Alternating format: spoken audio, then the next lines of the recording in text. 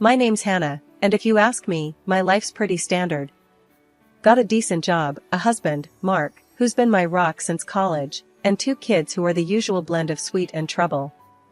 But if there's one thing I've learned, it's that normalcy is a fragile thing, especially with a brother like Alex. Alex is 8 years younger than me, the kind of guy who never really grew up. Jobs, girlfriends, you name it, he changes them like he's flipping channels on TV. And yeah, he's got this habit of hitting up me or mom whenever his wallet's feeling too light, which is always. So, there we were, at mom's for our usual Sunday dinner. The house smelled like roast and the kids were running around, when the door slammed open like it's trying to break free. In strolls Alex, with this girl on his arm, looking like she just walked off a beach rather than into a family gathering. Her dress was so short, I swear Mark did a double take, nearly choked on his tea. Family, meet Lisa, Alex announces, all proud like he's won an award. My fiancé. And guess what? We're gonna have a baby. The room went silent. You could have heard a pin drop. Mark's coughing his lungs out, mom's frozen with her mouth half open, and I'm just staring, thinking, here we go again. Alex, are you out of your damn mind? I couldn't help myself. You can barely take care of yourself. Lisa, hands on her hips, eyes me like I'm something she stepped in. We're very happy, thank you. And we don't need negativity, right, babe? Alex nods, slinging an arm around her. Yeah, we're doing great. Right, Mom? Mom, bless her, is trying to find her words. Congratulations. But, Alex, have you thought this through? A baby is a big responsibility. Of course, he hasn't, I muttered, earning a glare from both of them. Listen here, Hannah. Alex shot back. I don't need a lecture from you. We're gonna be fine. Right, Lisa? Lisa smirks. Absolutely. And we'll need a bit of help, obviously. Starting with living here for a while. I almost choked on my own spit. Live here? With Mom? Are you kidding? Why not? Lisa snapped. It's not like we have anywhere else to go. And it's not forever, just until Alex finds a new job. And when will that be? I couldn't stop the sarcasm. You planning on hitting the job hunt hard between gaming sessions, Alex? He just shrugged, all casual-like. I'll figure it out. I always do. Mom finally spoke up, trying to smooth things over. Well, we'll make do. We always do. Right, Hannah? I looked at her, at the resignation in her eyes, and my heart sank. Yeah, Mom. We always do. Dinner was tense after that. Mark kept giving me these looks, like he was bracing for the storm he knew was coming. And me? I was just trying to wrap my head around the circus my life was about to become. After dinner, with the kids in bed and Mark helping Mom with the dishes, I cornered Alex in the living room. You can't keep doing this, you know. Dumping your problems on Mom on me. It's not fair. Alex, lounging like he owned the place, just shrugged. What do you want me to say, Hannah? Life's tough. I'm doing my best. Your best? I was fuming. Dragging a pregnant girl into this mess? Expecting everyone else to pick up your slack? Hey, Lisa yelled from the kitchen. Watch how you talk about us. I took a deep breath, counting to 10 in my head. Arguing wasn't going to solve anything. Not with Alex. Not now. Just, try to think about someone other than yourself for once, I finally said, more tired than angry. Alex just looked at me, and for a second, I thought I saw a flicker of something like guilt. But then he smiled, that carefree, reckless smile that always spelled trouble. We'll manage, sis. We always do. As I went to help with the dishes, leaving Alex to his illusions, I couldn't shake the feeling that we were all on the brink of something big. And not in a good way. But like Mom said, we'd make do. Because that's what families do, right? Even when they're about to be turned upside down by one of their own. Having Alex and Lisa move in was like inviting a hurricane into your house and hoping it'd just water the plants. From day one, the balance of our family home was thrown off. Mom tried to stay upbeat, but I could see the strain in her eyes. One morning, I dropped by to see Mom, and the scene was chaos. Dishes piled up, laundry forgotten, and Lisa lounging on the couch like she owned the place, scrolling through her phone. Alex was nowhere to be seen, probably asleep or pretending to be. "Morning, Lisa," I said, keeping my voice neutral. "Need help with anything?" She barely glanced up. "Oh, no, I'm good. Just resting." "You know, for the baby." "Right. The baby." I looked around at the mess. "And Alex?" She shrugged. "Asleep, maybe? I don't keep tabs on him." "Of course not. Why start now?" I sighed and started picking up. Mom came in, her smile a bit too forced. "Hannah, you don't have to do that." "I don't mind, Mom. Can't have you dealing with all this alone." Lisa watched us, not moving an inch. "You're so good to your mom," she said, and I couldn't tell if she was being sarcastic. "Someone's got to be," I muttered, throwing a glance her way. She just smiled, unfazed. Later, I caught Alex in the kitchen, raiding the fridge. "Nice of you to join the living," I snapped. "Your fiancée's made herself right at home." He grabbed a soda, not looking at me. "Yeah, well, she's pregnant. Needs to rest." "And you? What's your excuse?" He leaned against the counter, all casual-like. "I'm looking for work, alright? It's not easy out there." Could have fooled me. "Seems like your full-time job is avoiding responsibility." He rolled his eyes, cracking open his soda. "Why you always gotta be on my case, Hannah?" "I'm handling it." "By handling, you mean letting Mom clean up after you too?" He didn't have an answer to that. Just sipped his soda and shrugged. The final straw came when Lisa announced they wanted a small wedding at the house. "Nothing fancy," she said, laying out plans that sounded anything but. "Just something memorable." I looked at Mom, who was trying to hide her worry. "And how do you plan to pay for this small wedding?" Alex jumped in. "We thought Mom could help, you know, as a gift." I laughed. It was that or scream. "You're joking, right? You want more from her?" Lisa stood up, hands on her hips. "It's not like we're asking for much. Just a little help." "A little help?" I was fuming now. "You've done nothing but take since you got here. Mom's on a fixed income and you're planning a wedding like she's made of money." Alex tried to intervene. "Hannah, come on, it's just..." "No, Alex. Enough is enough. You two need to start taking responsibility for your own lives. Mom's not your personal ATM." Lisa's face went red, and for a moment, I thought she'd yell. But she just scoffed. "Fine. We'll figure it out ourselves." "Yeah," I said. "You do that." Walking out, I told Mom, "Don't let them bully you into paying for anything. It's time they learned the value of money." Mom nodded, but I could see the conflict in her eyes. She wanted to help Alex, but knew it wasn't helping in the long run. That night, Mark and I talked it over. "You can't keep fighting their battles, Hannah," he said, and I knew he was right. But it wasn't just about fighting battles, it was about protecting Mom from being taken advantage of. The next day, I made it clear to Alex and Lisa. "You're adults. It's time to act like it. No more handouts. You want a wedding, a life, you work for it." Their response was a mix of shock and anger, but I stood firm. This was the wake-up call they needed, whether they appreciated it or not.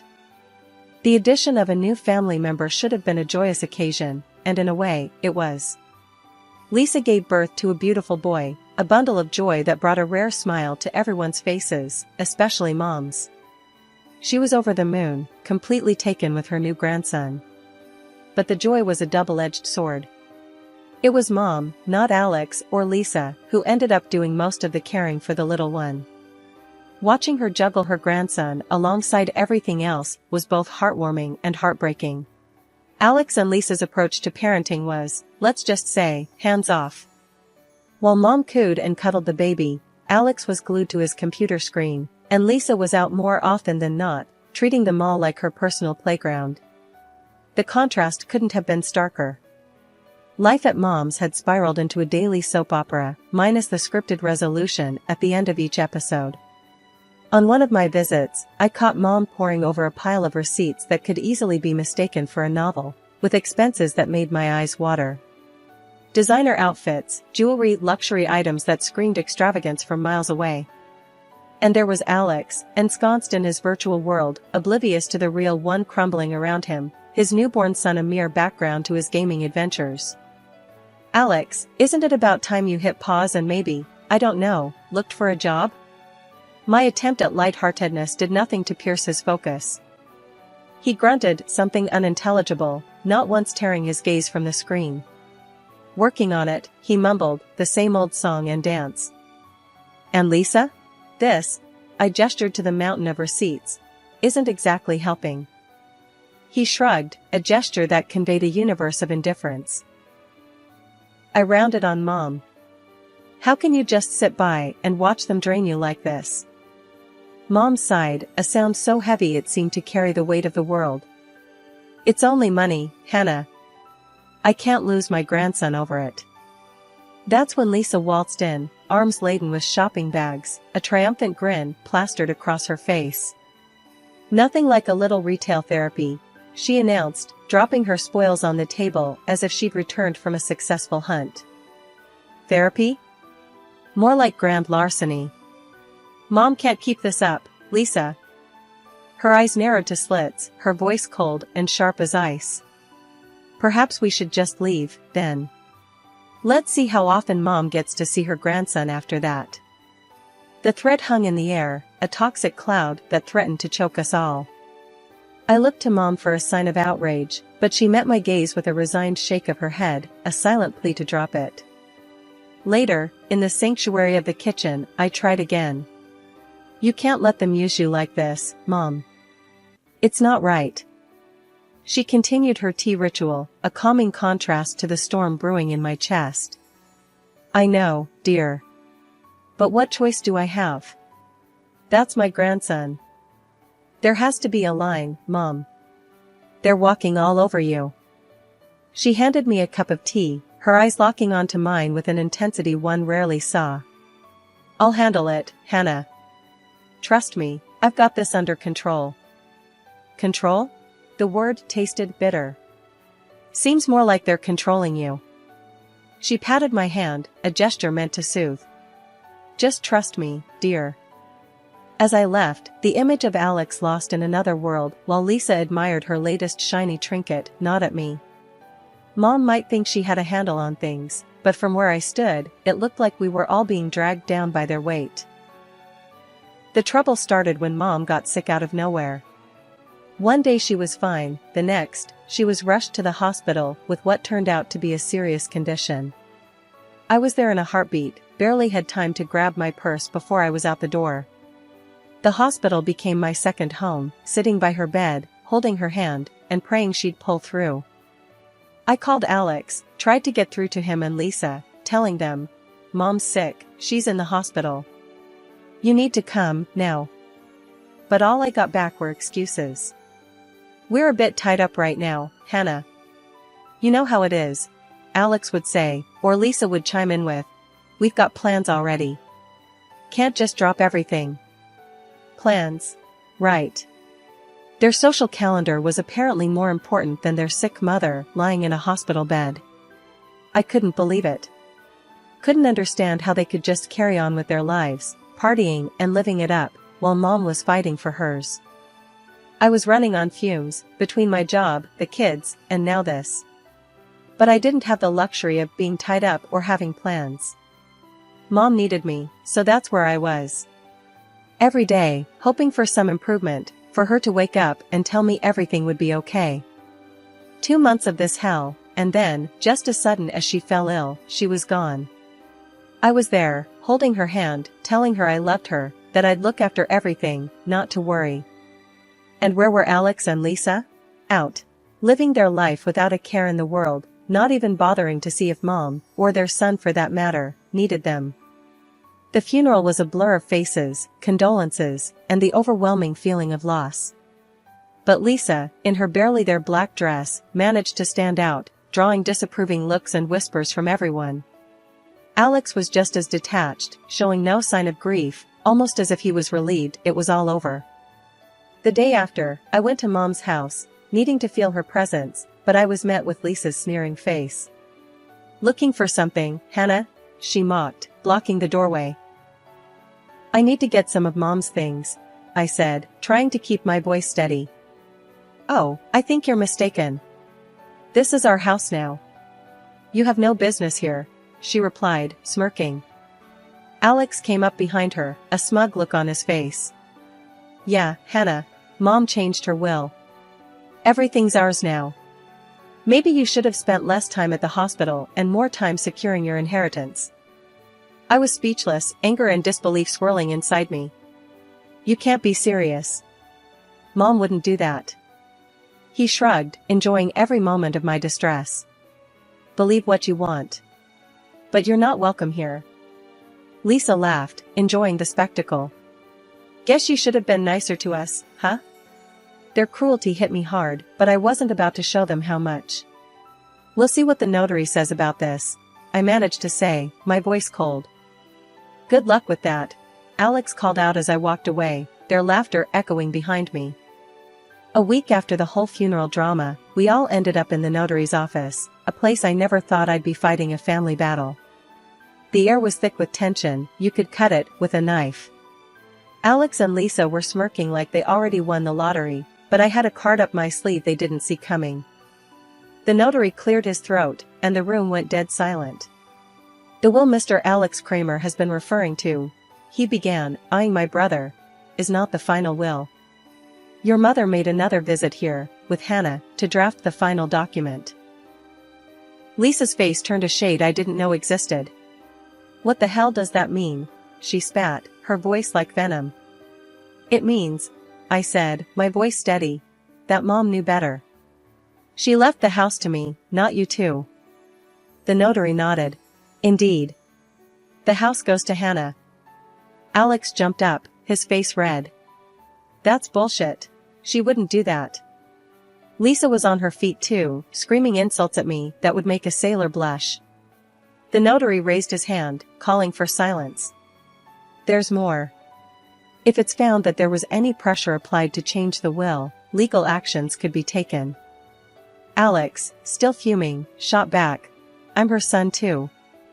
I deserve half of everything." The notary, unfazed, pulled out another document. "Your mother anticipated such a claim. Hence, she divided her money into 2 equal parts. However," he paused, looking directly at Alex, "she deducted from your share all the money you and your wife have received during your marriage."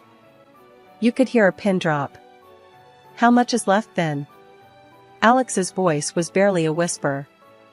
$10,000, the notary replied. Lisa's scream could probably be heard a mile away. 10,000? That's it? I couldn't help but feel a mix of sadness and relief. Mom had seen through their greed. "Seems like Mom knew what she was doing," I said, more to myself than anyone else. Alex and Lisa were in shock, their dreams of easy money shattered in an instant. The notary suggested they leave before things got uglier, and they did, but not before throwing a few more choice words my way. After the showdown at the notary, things escalated pretty quick. Alex and his wife, Lisa, were set on clinging to Mom's house like they owned the place. It was a mess, a proper circus show, until it got so heated that I had no choice but to call the cops. Never thought I'd see the day where I'd have to drag police into family drama, but there we were. When they finally left, under the watchful eyes of the police, the air in the house felt different, heavier somehow. Mark and I started the grim task of taking inventory, noting the gaps where things used to be. It was clear as day, they'd been selling off Mom's things. My heart sank. How could they? I was livid, ready to drag them through the courts. I can't believe this, Mark. They've stolen from us, from Mom. We should sue them for everything they've got left. Mark, ever the voice of reason, put a hand on my shoulder. Hannah, I know you're angry, and you have every right to be. But think about it. Maybe, just maybe, they'll use that money for something good. For the kid. His words hit me harder than I expected. It was a slim hope, clinging to the idea that maybe, just maybe, they'd finally start acting like responsible adults for their child's sake. It didn't make what they did right, but it gave me a sliver of hope that maybe the cycle would break with their son. Deep down, I knew Mark was right. Pursuing them legally would just drag us all through more mud, and for what? The chance at a few dollars and more heartache? No, it was time to let go, to move forward and focus on healing, on building something better from the wreckage they left behind. So, I let it go, not for them, but for me, for us. It was time to close this chapter and start anew, with the hope that maybe, just maybe, they'd find their way. Months rolled by in silence, a welcome break from the chaos that had enveloped our lives. But peace has a way of being fleeting. Word got to me that Alex and Lisa had sunk further, living in some rundown apartment, scraping by. Alex was jumping from one odd job to the next, and Lisa? She was chasing after rich men, leaving their little boy, my nephew, pretty much on his own. Hearing that, it felt like a punch to the gut. That kid deserved better, so much better than what those two could ever offer him. I started gathering the paperwork, the legal documents needed to strip them of their parental rights. It was a heavy decision, but every fiber of my being told me it was the right one. That boy needed a real family, stability, and I was determined to give it to him.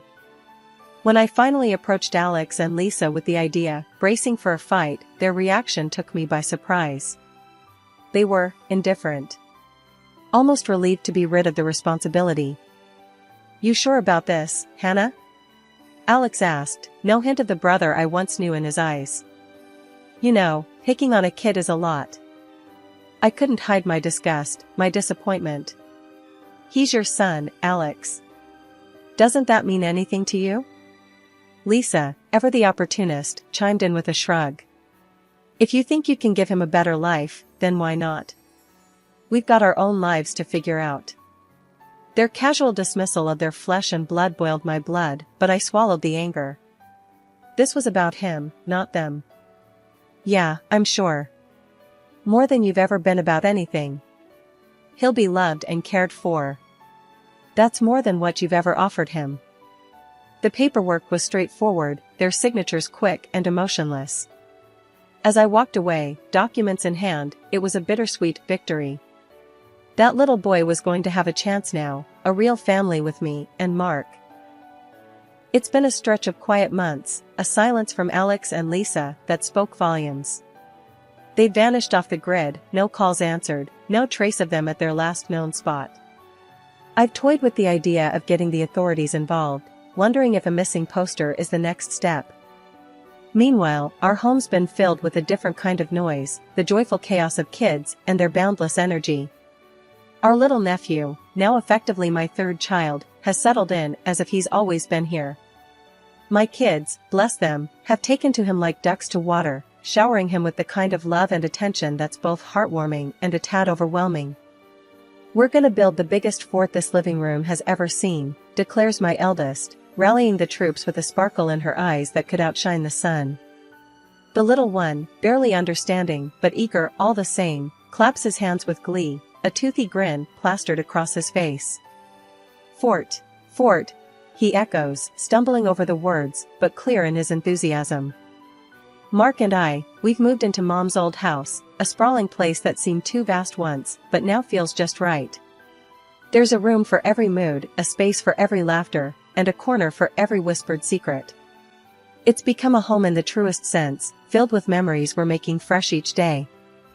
"I never thought we'd fill this place up," I muse aloud one evening, watching the kids turn the living room into a labyrinth of cushions and blankets. Mark wraps an arm around me, pulling me close. "We always had the space, just needed the right people to fill it." And he's right. This house, once echoing with the past, now thrums with the present and whispers promises of the future. As for Alex and Lisa, their absence is a void, but not one that sucks the life out of us. If anything, it's given us a clarity, a purpose. We've built something solid, something real, out of the wreckage they left behind. We've turned a page, started a new chapter. And in this story, we're all exactly where we're meant to be.